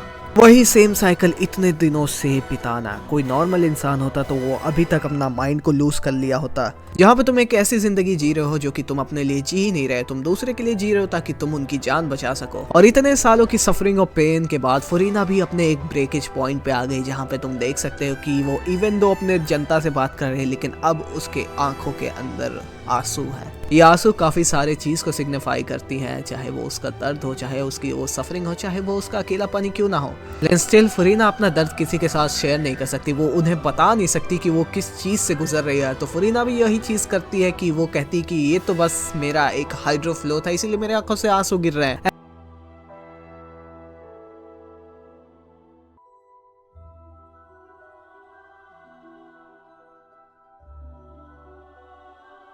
फुरीना अंदर से बिल्कुल टूट चुकी है। ये एक तरह सा ऐसा टॉर्चर है जो कि भगवान ना करे किसी को हो। फिर क्या, फुरीना के 500 सालों के टॉर्चर को देखने के बाद as a moment it made me broken too, like damn भाई, इट वाज सो इमोशनल कि ये तो मुझे भी तोड़ के रख दिया था। लेकिन फाइनली वो सीन आता है जहाँ पे Oratrice Mecanique d'Analyse Cardinale finally death sentence को कैरी करेगा फोसलॉक के ऊपर, जहाँ पे तुम देख सकते हो कि निवलेट चाहता है कि फोसलॉक ना मरे, ये डेथ सेंटेंस ना कैरी हो, और वो उदास भी हो जाता है। लेकिन फोसलॉक कहती है hydro dragon don't cry, and then finally the time has come for the death sentence. यहाँ पे फोसलॉक के आखिरी वर्ड यही थे कि ओ डियर हाइड्रो सॉवरेन की फोंटेन के लोगों के ऊपर आप कौन सा जजमेंट पास करेंगे।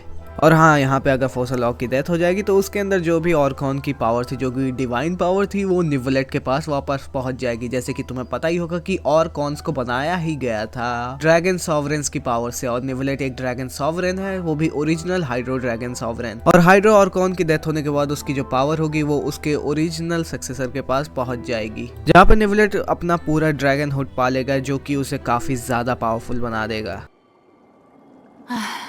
The hour of my execution is almost here. For the sinner, the curtain call has come. I know I may not sound it, but faced with death, I find myself a little afraid. Perhaps this is one thing both gods and humans have in common.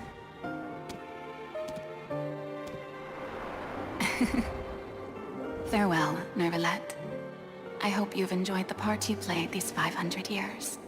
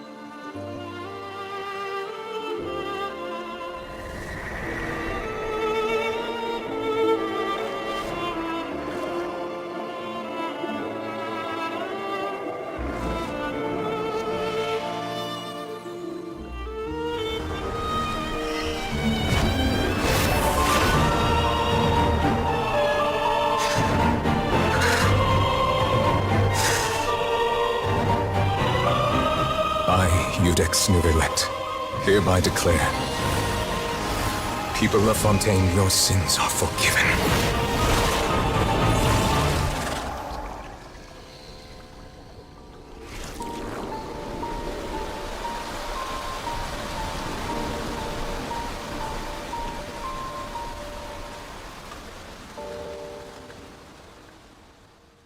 Yep, this was the greatest cutscene in the history of Genshin Impact.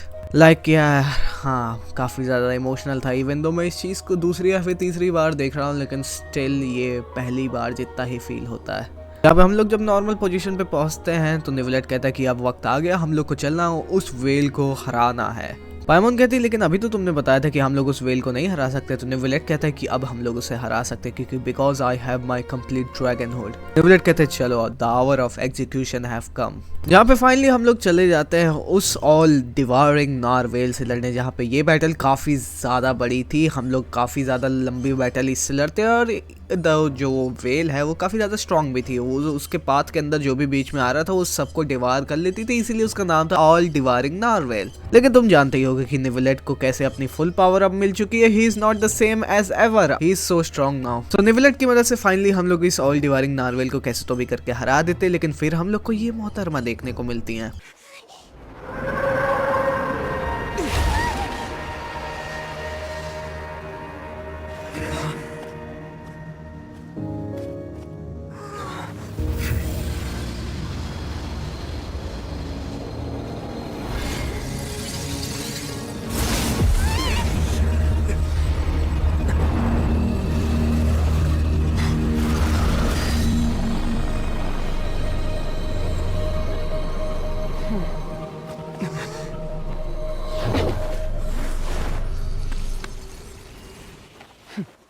And by the appearance of it she looks very strong. और ये और कोई नहीं बल्कि child की ही master स्कर्क है। स्कर्क उन लोगों से कहती है कि साफ करने के लिए थैंक यू, ये मेरा काम था लेकिन तुम लोगों ने भी ये कर दिया तो चलो कोई बात नहीं। मैं अपने ट्रेनिंग के बीच में थी और मुझे नहीं पता था मेरा जो स्टूडेंट है चाइल्ड और जो मेरे मास्टर का पेट है नारवेल वो आपस में ही लड़ना शुरू कर देंगे। निवलेट शॉक होकर कहता है कि वो तुम्हारी जो पावर है, आखिर में कौन हो तुम? पाइमोन कहती है कि अगर ये मोहतरमा चाइल्ड को अपना स्टूडेंट बता रही है यानी कि ये स्कर्क हो सकती है जो कि इस चाइल्ड की मास्टर हैं। स्कर्क कहती है मैं तो वैसे भी कमजोर लोगों से नहीं बात करती, लेकिन तुमने ऑल डिवारिंग नारवेल को हरा दिया तो तुमसे मैं बात कर सकती हूँ। जहाँ पे अपना ट्रैवलर स्कर्क से पूछता कि आखिर में इतना खतरनाक पेट को एक नारवेल को कौन पेट बना के रखता है यार। जहाँ पे स्कर्क बताती कि कैसे स्कर्क के जो मास्टर है वन ऑफ द 5 सिनर्स में से एक सर चलोगी, उसकी पेट है नारवेल। इवन दो ये एक पेट है लेकिन पेट की तरह बिहेव नहीं करती बिल्कुल भी। जहाँ पे सर चलोगी का नाम सुन के निवलेट कहता है कि मुझे उसके बारे में नहीं पता, तो स्कर्क कहती है अच्छा तो how about the name the foul. So तुम लोगों ने फाउल के नाम से भी नहीं जानते हो क्या? तो ट्राई करते हैं the visionary, bed of all near, gold, Rhine daughter, 5 sinners को जानते हो कि नहीं तुम लोग? जहाँ पे फाइनली इन लोग को थोड़ा बहुत जाके समझ में आता है, जहाँ पे पाइमोन ये भी कहते कि हम लोग राइन डॉटर को जानते हैं, वो एल्बेडो की मम्मी है। जहाँ पे स्कर्क ये भी कहते कि तुम लोग वैसे यहाँ पे क्या कर रहे हैं, मुझे लगता है फोंटेन के अंदर जो प्रोफेसी कही जा रही थी वो बहुत ही जल्दी पूरी होने वाली है। निवलेट कहता है कि चिंता करने की कोई बात नहीं, फोसोलॉर्क ने फाइनली मैनेज कर लिया हेवनली प्रिंसिपल्स को डिसीव करने का यानी धोखा देने का। एंड देन फाइनली वो प्रोफेसी सही में सही हो जाती है। In the end, the people will all be dissolved into the waters, and only Farina will remain, weeping on her throne.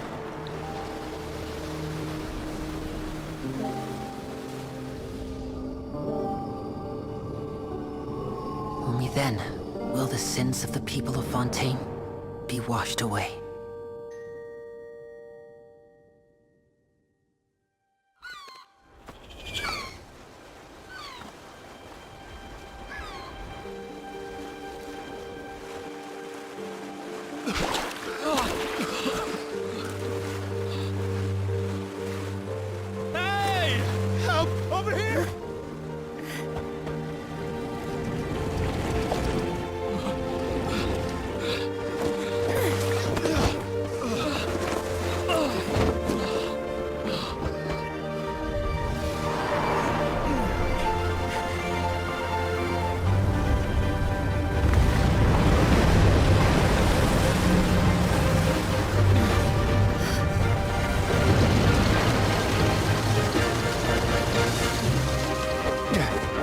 All hands, initiate emergency rescue!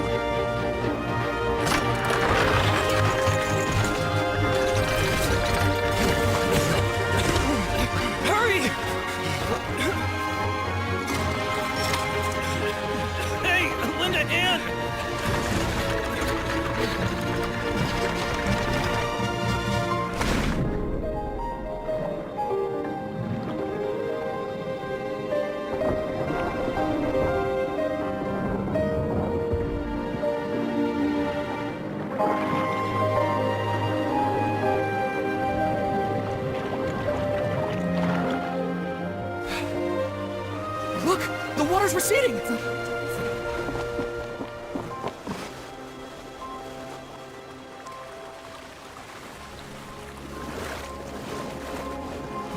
It's a miracle! The water's receding! We're being dissolved! The prophecy was wrong! The prophecy was wrong!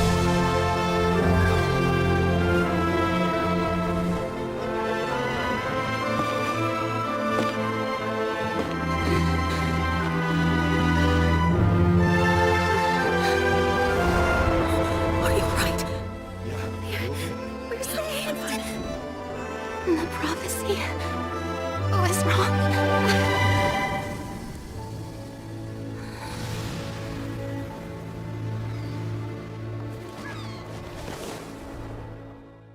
फिर क्या खुशियों का माहौल है, prophecy सही हुई, लेकिन इसमें कोई भी मरा नहीं। अखबार में न्यूज़ छपती, सब लोग सेलिब्रेट करते हैं और तुम यहाँ पे सोच रहे होगे कि कैसे कोई मरा नहीं, कैसे फाउंटेन के लोग पानी के अंदर डिसॉल्व नहीं हुए। तो इसमें पीछे हाथ है फोसलॉर्क और निवलेट का। यहाँ पे फोसलॉर्क की डेथ के बाद उसकी जो पावर्स थी वो निवलेट के पास पहुंच गई, जिससे निवलेट अपना पूरा ड्रैगन हुड पा गया। और जैसे कि तुम्हें पता ही होगा कि फाउंटेन के लोग कभी इंसान थे नहीं, वो लोग पहले ओशनॉइड्स थे जिन्हें बनाया था इजीरिया, जो कि पहले हाइड्रो ऑर्कॉन थी, उन्होंने बनाया था।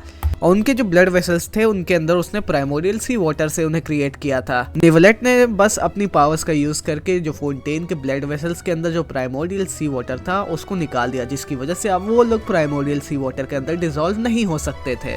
सो हाँ, that's how it has been done. कि जहाँ पे तुम देख ही सकते कि कैसे फाउंटेन में सब कुछ अब नॉर्मल हो चुका है, खुशी का माहौल है, हम लोगों की प्रोफेसी पूरी भी हुई, लेकिन उसमें किसी की डेथ भी नहीं हुई। यानी कि फुरीना और फोसलॉर्क का जो प्लान था वो सक्सेस हुआ, इवन दो फुरीना को काफी सफर करना पड़ा, इसके अंदर 500 सालों तक एक टॉर्चर झेलना पड़ा, लेकिन स्टिल फुरीना ने अपने लोगों को यहाँ पे बचा लिया। जहाँ पे हम लोग यहाँ पे अपना ट्रैवलर सारी जगह जाके सबकी सिचुएशन भी देखता कि प्रोफेसी के बाद के आफ्टर इफेक्ट्स क्या हैं लोगों के ऊपर। जहाँ पे तुम देख सकते हो कि कैसे बाढ़ के बाद अब सब लोग रिकवर कर रहे हैं। यहाँ पे क्लोरेंड और नाविया की अच्छी खासी बॉन्डिंग भी हो गई, वो लोग काफी ज्यादा अच्छे दोस्त भी बन चुके हैं। जहाँ पे पोसॉन का हालचाल लेने के बाद हम लोग जाते हैं फोर्ट्रेस ऑफ मेरोपीड में हालचाल लेने, जहाँ पे हम लोग वाइसली से मिलते हैं। शार्लेट वाइसली का इंटरव्यू वगैरह लेती है और हम लोग भी उससे बातचीत करके वहाँ पे सर्वे करके वहाँ से चले जाते हैं। और यहाँ पे वो क्या कहते हैं, शार्लेट वाइसली से उस शिप के बारे में भी पूछती है। वो ये वही शिप है जो कि तुम्हें जेल वाले पार्ट के अंदर हम लोगों ने देखी थी। अगर तुमने नहीं देखी तो ये वाली वीडियो तुम जरूर देख सकते हो। तो फिर क्या, इन लोगों से बात करने के बाद हम लोग अपने दोस्तों के पास जाते हैं, यानी कि लेनेट फ्रेमिनेंट के पास, जहाँ पे लेनी भी होता। हम लोग इनसे बातचीत करते हैं, इनसे पूछते हैं कि अब कैसा फाउंटेन में हालचाल चल रहा है। और बातचीत करने के बाद यहाँ पे क्या कहते हैं, लिनी हम लोग को ये भी बताते हैं कि कैसे फुरीना ने जब और कौन सी बात अपनी छोड़ दी है, फादर यानी आर्लेकिनो और निवलेट के बीच में कुछ नेगोशिएशन की बातचीत हुई, जहाँ पे निवलेट ने हाइड्रोनोसिस जो कि फुरीना का था वो दे दिया है आर्लेकिनो को as a gift in the diplomatic relationship. So हाँ, आर्लेकिनो सक्सेसफुल हो चुके हैं हाइड्रोनोसिस लेने में, जो कि फटुई हार्बिंजर्स का एक तरह से काम भी होता है, उनका मिशन भी होता है as per of a harbinger. जहाँ पे लिनी हम लोग को चाइल्ड के बारे में भी बताता है कि इस पूरी वॉर के अंदर वो नारवेल से काफी दिनों तक लड़ा था, इस वजह से उसे काफी ज्यादा चोट लग गई थी, इसलिए वो वापस निजनाया चला गया ताकि वो हील हो सके। जहाँ पे कुछ देर में वहाँ पे आर्लेकिनो भी आ जाती है कि कहती मैं तो बस यहाँ पे आई थी अपने चिल्ड्रंस को देखने की वो लोग कैसे हैं आजकल। जहाँ पे पाइमोन आर्लेकिनो से पूछती कि यार तुम अब वो नोसिस निजनाया ले जाओगी। आर्लेकिनो कहती कि हाँ मेरा जॉब है, तुम हाँ तो ले ही जाऊँ एज अ हार्बिंजर। जहाँ पे आर्लेकिनो ये भी कहती कि बस नोसिस लेना ही मेरा एंटायर गोल नहीं था, हमारे फटुई के और भी बड़े बड़े गोल है, जैसे कि मैंने हेल्प भी की है इस पूरे नेशन को बचाने की भी। जहाँ पे मैं ये भी कहना चाहती हूँ कि हाँ तुम्हारे साथ जो मेरा कोलैबोरेशन था वो काफी ज्यादा अच्छा था, तुम लोग काफी ज्यादा अच्छे पार्टनर्स बने मेरे लिए।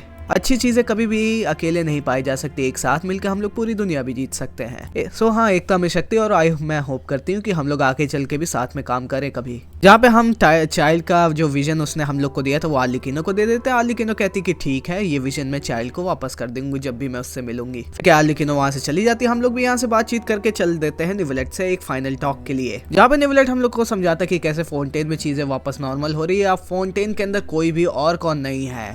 सो हाँ, there is no archon in Fontaine currently, और फाउंटेन के लोग अब बस बिना ऑर्कॉन के जीना सीखेंगे। जहाँ पे निवलेट हम लोग को फुरीना के बारे में भी बताता है कि फुरीना कैसे अब शिफ्ट हो चुकी है, वो ऑर्कॉन शिप अपनी छोड़ चुकी है और अब back to a normal life वो जीना चाहती, तो वो एक घर के अंदर रहती है। जहाँ पे निवलेट हम लोग को ये भी कहता है कि फुरीना ने काफी ज्यादा सफर किया है, उसने 500 सालों तक अपनी ड्यूटी निभाई, अब उसको रेस्ट की जरूरत भी है। यहाँ पे निवलेट हम लोग को फोसलॉर्क के बारे में भी बताता है कि कैसे फोसलॉर्क ने हेवनली प्रिंसिपल्स को डिसीव किया, तब जाके फाउंटेन के लोग बच पाए। वरना प्रोफेसी के हिसाब से फोंटेन के लोगों को भी मर जाना चाहिए था, लेकिन वो चीज़ नहीं हुआ। प्रोफेसी फुलफिल हुई, लेकिन तब भी हम लोग ने फोंटेन के लोगों को बचा लिया। यहाँ पे नेविलेट ये भी बताते कि कैसे उसने वो क्या कहते फोंटेन के लोगों के ब्लड वेसल्स को चेंज कर दिया था, इसलिए वो पानी के अंदर डिसॉल्व नहीं हुए थे। वेरस निविलेट के पास अब पूरा उसका ड्रैगनहुड है, उसके पास पूरे एलिमेंटल सॉवरेन की अथॉरिटी भी आ चुकी है, जिसकी वजह से ही इज वेरी स्ट्रॉन्ग। यहाँ पर निविलेट हम लोग को स्कर्क के बारे में भी बताते कि स्कर्क अब गायब हो चुकी है, वो नार्वेल को अपने साथ ले गई। उसके साथ मेरी एक फाइनल कॉन्वर्सेशन भी हुई थी, जिसमें उसने मुझे द थर्ड डिसेंडर के बारे में बताया और ये भी बताया कि कैसे जो नोसिस होते हैं वो थर्ड डिसेंडर की बॉडी से बनी है। और हाँ भाई लोग, अगर तुम लोग भूल चुके कि डिसेंडर्स कौन होते, तो डिसेंडर्स वो बीइंग है जो कि टेवेट को बिलोंग नहीं करते, वो लोग बाहर के वर्ल्ड से आए हैं। वेरस अगर फॉर एग्जांपल अपना जो ट्रैवलर है वो फोर्थ डिसेंडर है, और स्कर्क के हिसाब से जो कि और कौन के जो भी नोसिस होते हैं वो एक्चुअली में थर्ड डिसेंडर की बॉडी को काट के बनाए गए हैं। और इसको इतना सब कुछ क्यों पता है, क्योंकि इसके जो मास्टर है, स्कर्क के जो मास्टर, वो और कोई नहीं बल्कि 5 सिनर में से एक सर चलोगी है, जिसके बारे में डेनस्लिफ हम लोग को बताया था कि खानरिया के अंदर 5 सिनर्स है, उन्हीं में से एक सर चलोगी है और उसकी जो डिसाइपल है वो स्कर्क है। वेरस जो ओरेट्रिस मैकेनिक डेनलिस कार्डिनाल था, वो उसने भी अपनी वर्किंग छोड़ दिया हाइड्रा ऑर्कॉन की डेथ होने के बाद। वेरस निवलेट हम लोग को अपनी एंड स्पीच में हमारे नेक्स्ट नेशन नाइटलैंड के बारे में भी बताता है। यहाँ पर निवलेट हम लोग को कहता है कि नाइटलैंड की सिविलाइजेशन काफी ज्यादा एडवांस है। नाइटलैंड के लोग इतने ज्यादा एडवांस है कि उन्हें अपना नेशन छोड़ने की जरूरत ही नहीं पड़ती, वो लोग अपने नेशन में रहना ही प्रेफर करते हैं, इसीलिए तुम्हें नाइटलैंड के लोग दूसरे नेशन के अंदर नहीं देखने को मिलेंगे। वेरस नाइटलैंड के अंदर काफी सारे सॉरियंस और ड्रैगन्स भी तुम्हें देखने को मिल जाएंगे, और उसे इसीलिए नेशन ऑफ ड्रैगन भी देखने को मिलता है। और वहाँ की जो और कौन है, वो और कोई नहीं बल्कि उन्हें बोला जाता है द गॉड ऑफ वॉर। निवलेट हम लोग को ये भी बताता है कि आर्लिकिनो से उसे ये पता चला कि नाइटलैंड के अंदर करंटली एक फटुई हार्बिंजर भी है, और वो और कोई फटुई हार्बिंजर नहीं बल्कि द कैप्टन यानी कि फर्स्ट फटुई हार्बिंजर कैपिटानो है। सो इसीलिए मैं कहता हूँ कि जब भी तुम लोग नाइटलैंड जाने की सोचो, प्रिपेयर होके जाना, क्योंकि वहाँ पे मामला पहले से ही गंभीर है। और यहीं पे आके हम लोग के गेंशिन के इतिहास का one of the best arc यानी फोंटेन आर्क आके खत्म होता है। तुम्हें ये वीडियो कैसा लगा मुझे कमेंट्स में जरूर बताना, और ये वीडियो बनाने में मुझे काफी ज्यादा मेहनत लगी, तो मैं चाहता हूँ कि इस वीडियो पे तुम ज्यादा से ज्यादा हाइप बटन दबाओ ताकि ये वीडियो और लोगों को भी रीच कर सके और हम लोग गेंशिन को मेन स्ट्रीम में ला सके। तो हाँ, यहाँ तक वीडियो देख लो तो चैनल को सब्सक्राइब कर लो, वीडियो को लाइक कर लो। मैं मिलूंगा तुमसे एक नई वीडियो में, तब तक के लिए bye bye, see you soon.